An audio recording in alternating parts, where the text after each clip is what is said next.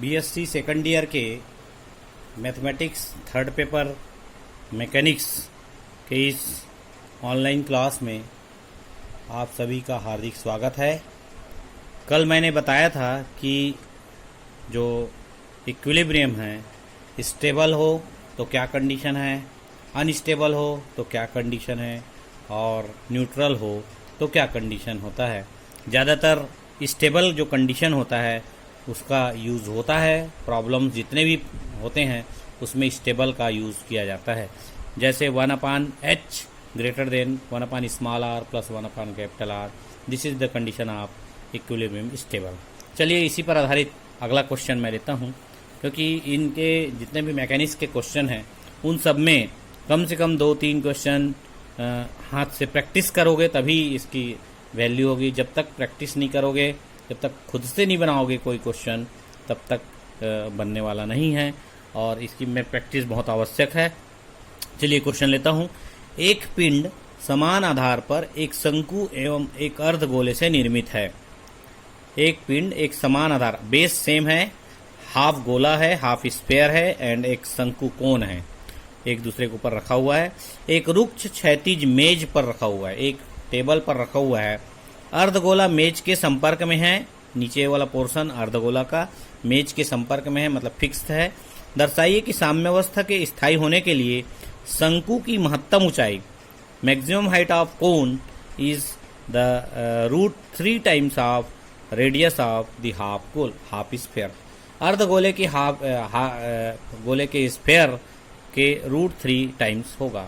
शंकु का जो हाइट है this is equal to √3 into radius of half sphere. ये होगा, ये प्रूव करना है। तो देखिए बहुत सिंपल है। लास्ट क्वेश्चन किए थे कोन और हाफ स्फेयर वाला, वैसे ही सेम इसमें भी सेंटर ऑफ ग्रेविटी वगैरह निकालना पड़ता है, बाकी बहुत कठिन नहीं है। चलिए देखते हैं, मैं आगे पेज में इसका फिगर दिखाऊंगा। ये क्वेश्चन का मेन रूप था जो आपको देखने को मिल रहा है, ये इस प्रकार से है ना। चलिए, माना शंकु की ऊंचाई कैपिटल H तथा अर्धगोले की त्रिज्या R है एवं स्मॉल h संयुक्त पिंड का गुरुत्व केंद्र से ऊंचाई है। संयुक्त पिंड का गुरुत्व केंद्र है, स्थिर बिंदु से ऊंचाई है। संयुक्त पिंड का गुरुत्व केंद्र है, मेज से ऊंचाई है। मेज, संयुक्त पिंड का गुरुत्व केंद्र का मेज से ऊंचाई स्मॉल h। मेज जो फिक्स है उससे ऊंचाई स्मॉल h है। ये हमको ध्यान देना है कहाँ से स्मॉल h आएगा। कैपिटल H हमने हाइट ऑफ कोन माना है और रेडियस को हाफ गोले का रेडियस माना है, या कोन का भी यही रेडियस होगा। चलिए चित्र के अनुसार Ng इक्वल टू H आता है। माना rho is equal to density पर यूनिट वॉल्यूम। चूंकि यहाँ पे भार किसी में नहीं दिया हुआ है इसलिए हमने रो का यूज़ करना होगा। देख रहे हैं आप फिगर देखने पर ऐसा लग रहा होगा कि नीचे आपका हाफ स्पेयर है, ये हाफ स्पेयर जिसकी रेडियस R है, इसके ऊपर एक कोन रखा हुआ है जिसकी भी रेडियस R है, सेम है रेडियस। इस शंकु की हाइट हमने माना है कैपिटल H। देखिए हाफ गोले का जो सेंटर ऑफ ग्रेविटी है G1 है और ऊपर कोन का सेंटर ऑफ ग्रेविटी G2 है। G1 G2 जो इनके सेंटर ऑफ ग्रेविटी हैं, हम कंसीडर करते हैं कि जो कॉमन सेंटर ऑफ ग्रेविटी है दोनों पिंडों का वो इस कैपिटल G है और जिसकी इस फिक्स मेज से हाइट Ng होगा, इसी को हमने H माना है। इस H की गणना करनी है। H की अगर गणना कर लेते हैं, Ng इक्वल टू H, देख रहे हैं आप, दिख रहा होगा, Ng is equal to H। इसकी अगर हम कैलकुलेशन कर लेते हैं तो प्रॉब्लम सॉल्व हो जाता है। चलिए सेंटर ऑफ ग्रेविटी के फार्मूला पर आते हैं। W1x1 plus W2x2 upon W1 plus W, this is the formula of centre of gravity. Last class में भी मैंने बता दिया। तो चलिए H इक्वल टू, एक को W1 मानते हैं हम, मान लो कोन को हम W1 मान लिए, तो फर्स्ट वाला जो G1 प्राप्त हुआ उसको हम कोन को हम G1 मान लेते हैं। चलिए, और G2 आपका ये बन जाएगा स्फेयर, तो इसको G2 कर लेते हैं, इसको G1, नहीं तो ये कोई दिक्कत नहीं है। यदि हम फर्स्ट इसको भी मान सकते हैं हाफ स्फेयर को, और उसमें कोई दिक्कत नहीं है। चलिए हाफ स्फेयर को हमने G1 मान, क्योंकि centre of gravity G1 half sphere है, तो 2/3 πr³ that is the volume of half sphere into rho कर दी मल्टीप्लाई, तो this is the weight of the half sphere. इसमें 5r/8 इतने बिलो पे ये आपका सेंटर ऑफ ग्रेविटी होगा। G1 जो होगा वो 3r/8 डिस्टेंस पे होता है हाफ स्फेयर में। इसी प्रकार से इसको देखिए, इसमें कौन है 1/3 pi r q pi r square h, इसकी वॉल्यूम होगी, इंटू रो कर दिया तो वेट हो गया। अब इसकी जो सेंटर ऑफ ग्रेविटी G2 है वो कहाँ पे, R plus H/4, R distance यहाँ से यहाँ तक रेडियस हो गया, H/4 हाइट पे इसकी सेंटर ऑफ ग्रेविटी होगी, तो H/4 जुड़ गया, ऊपर की ओर है इसलिए जुड़ गया। तो इस प्रकार से ये दोनों का सेंटर ऑफ ग्रेविटी हमको मालूम है कहाँ कहाँ पे होता है। Divided by weight of the both, weight के लिए रो का मल्टीप्लाई करें और वॉल्यूम को दोनों को जोड़ दे तो अपान आ जाएगा, इस प्रकार से फार्मूला आ जाएगा, दिख रहे हैं हम। नीचे आते हैं तो इसमें 1/3 पाई आर स्क्वायर रो ये कॉमन निकलेगा तो बचेगा अंदर एच आर प्लस H/4 और प्लस 5/4 आर स्क्वायर, डिवाइडेड नीचे में आ जाएगा, रो कॉमन ले लेंगे तो पाई आर स्क्वायर रो ये कैंसिल भी हो जाएगा ऊपर नीचे से, और H प्लस 2R नीचे में बचेगा। इस प्रकार जो शेष बचा HR plus H²/4 plus 5/4 R square divided by H plus 2R, ये H की वैल्यू आई। अब चलिए हमको चूंकि इक्विलिब्रियम स्टेबल है, साम्यावस्था स्थायी है, स्थायी साम्यावस्था के लिए जो फार्मूला है 1/H greater than 1/R plus 1/R लेंगे। तो देखिए कैपिटल आर का है, कैपिटल आर नीचे का पिंड का रेडियस होता है, जो कि नीचे में कुछ नहीं मेज रखा हुआ है, सपाट है, इसलिए इन्फिनिटी लेंगे। और ऊपरी पिंड की त्रिज्या, ऊपरी पिंड देख रहे हो, त्रिज्या R है इसलिए स्मॉल r। ये साम्यावस्था स्थायी होगा, यदि स्थायी मैंने स्टेबल होगा तो ये वैल्यू आएगी। अब इसमें स्मॉल h की वैल्यू रखेंगे तो ये उल्टा हो जाएगा, capital H plus 2R upon capital H R plus H² divided by 4 plus 5/4 R square greater than 1/R plus 1/∞, that is 0। ये 0 हो गया, 1/R बस बचा, क्रॉस मल्टीप्लाई करेंगे तो आपको हमको H और R में रिलेशन प्राप्त हो जाएगा।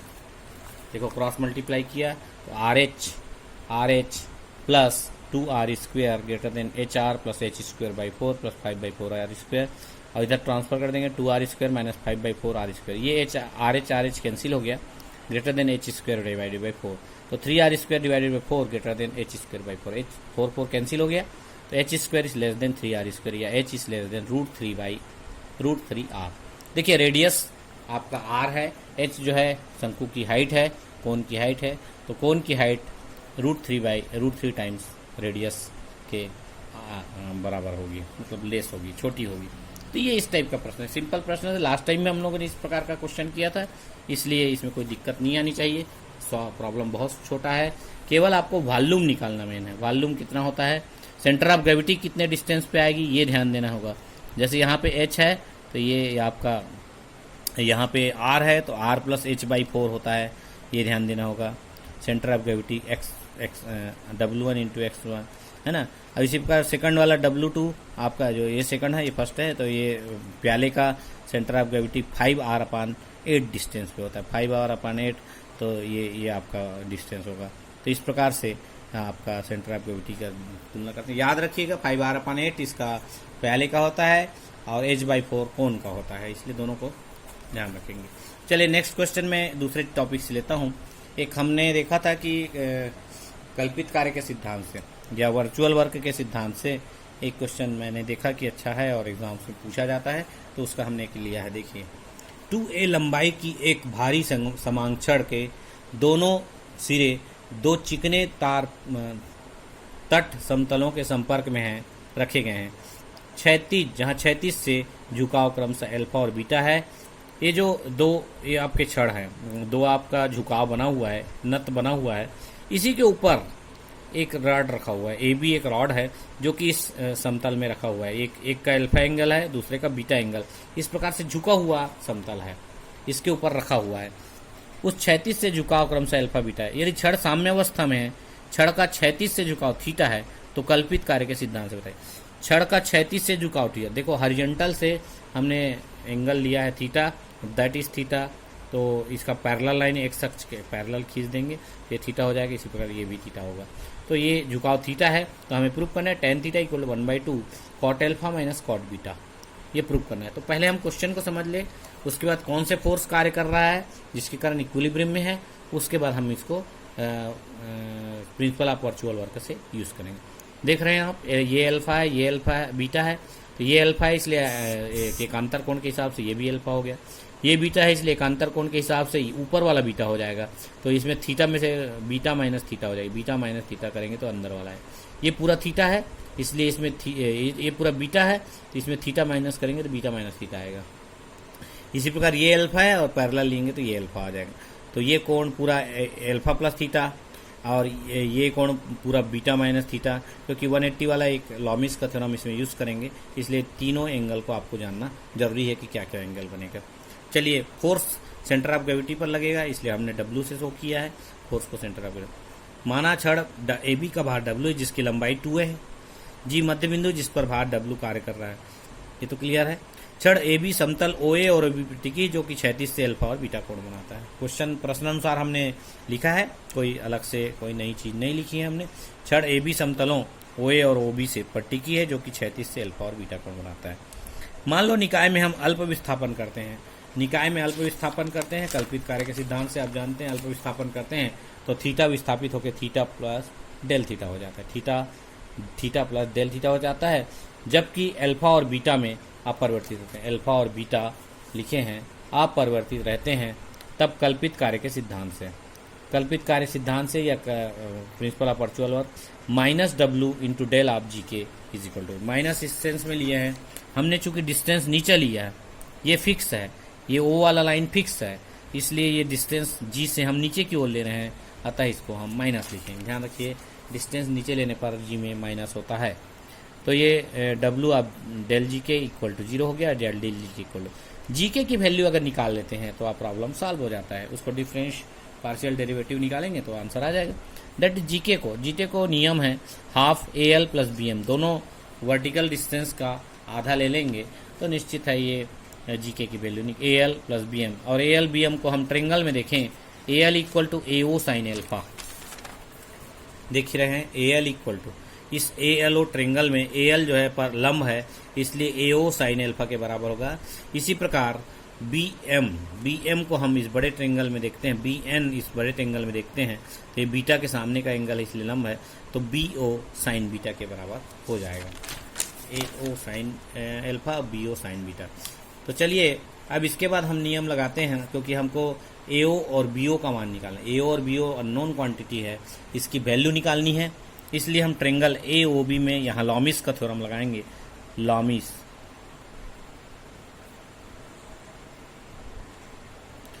का थ्योरम मैंने नहीं लिखा है, अब लिख रहा हूँ। लामिस का थ्योरम लगाते हैं। लामिस का थ्योरम कहता है साइड्स डिवाइडेड बाय अपोजिट उसके साइन एंगल वाले सामने। OA के अपोजिट में देखिए बीटा माइनस थीटा है तो OA upon sine beta minus theta, OB upon sine alpha plus theta and AB divided by sine pi minus alpha plus beta. Pi minus इस sense में हमने लिया है, ये टोटल पाई एंगल होता है, ये अल्फा प्लस बीटा में से घटा दें तो ये pi minus alpha plus beta हो जाएगा। इस प्रकार हमने लिया है। Sine 180 minus theta sine theta होता है, इसलिए ये AB 2A के बराबर है। OA और OB की वैल्यू 2A के फॉर्म में मिल जाए, क्रॉस मल्टीप्लाई कर दिया तो OA equal to 2A sine beta minus theta sine alpha plus beta, OB इसी प्रकार 2A sine alpha plus theta divided by sine alpha plus beta. इस प्रकार OA OB की वैल्यू आई तो हम इसको इक्वेशन 2 में पुट करेंगे, 1/2 of this 2A sine alpha sine beta minus theta sine alpha divided by sine alpha plus beta, plus इसी प्रकार OB की वैल्यू रखा 2A sine alpha plus theta sine beta divide by sine alpha plus beta. इस प्रकार से ये जो value है AO और OB का, AO और OB या BO, ये दोनों की वैल्यू रख दिया। इसके बाद इसको इक्वेशन 1 में पुट करेंगे तो डेल सामने लग जाएगा, कुछ नहीं डेल सामने लगेगा, एज इट इज लग जाएगा।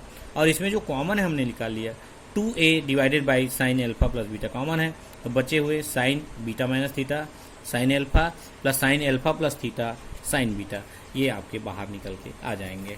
अब चलिए ये बाहर आ जाता है, that is not equal to 0, तो डेल वाला जो पोर्शन है अंदर का वो 0 के इक्वल होगा। बाहर निकाल देते हैं तो आपको ये दिख रहा है A upon sine alpha plus beta, ये तो नॉट इक्वल टू 0 है, इसलिए ये ब्रैकेट के अंदर देखिए डेल है, डेल लिखा हुआ है sign alpha plus minus beta minus theta sine alpha plus sign alpha plus theta sine beta, ये 0 के बराबर है। डिफ्रेंशिएट करेंगे पार्शियली तो साइन का differentiation minus cos beta minus theta, चूंकि ये थीटा के रेस्पेक्ट में है इसलिए थीटा वाला पोर्शन इफेक्टेड होगा, बाकी पोर्शन कांस्टेंट रहेगा, साइन अल्फा कांस्टेंट है। इसी प्रकार ये भी साइन अल्फा प्लस थीटा में कॉस अल्फा प्लस थीटा आएगा, ये भी कांस्टेंट, साइन बीटा कांस्टेंट है, तो ये दोनों एज इट इज आएंगे। देखो ये वाला माइनस कॉस आया क्योंकि माइनस थीटा है, sine alpha beta minus theta का हो गया कॉस बीटा माइनस थीटा, और थीटा का -1 आएगा बाहर। इसी प्रकार cos alpha plus beta theta आया, और थीटा चूंकि पॉजिटिव इसलिए 1 आएगा, पॉजिटिव आएगा negative, into del theta is not equal to 0, then जो रिमेनिंग पोर्शन अंदर वाला वो सब इक्वल टू 0 हो जाएगा। इसको इक्वल टू कर लेते हैं दोनों को, cos beta minus theta sine alpha equal to sine is equal to cos alpha plus theta sine beta, ये इक्वल हो गए। अब इक्वल होने के बाद इसको विस्तार कर देते हैं, cos beta cos theta plus sign beta sine theta, sine alpha बाहर, और इसी प्रकार cos alpha cos theta minus हो जाएगा, प्लस है तो माइनस, माइनस है तो प्लस, फार्मूला मालूम है, sign alpha sine theta sine beta.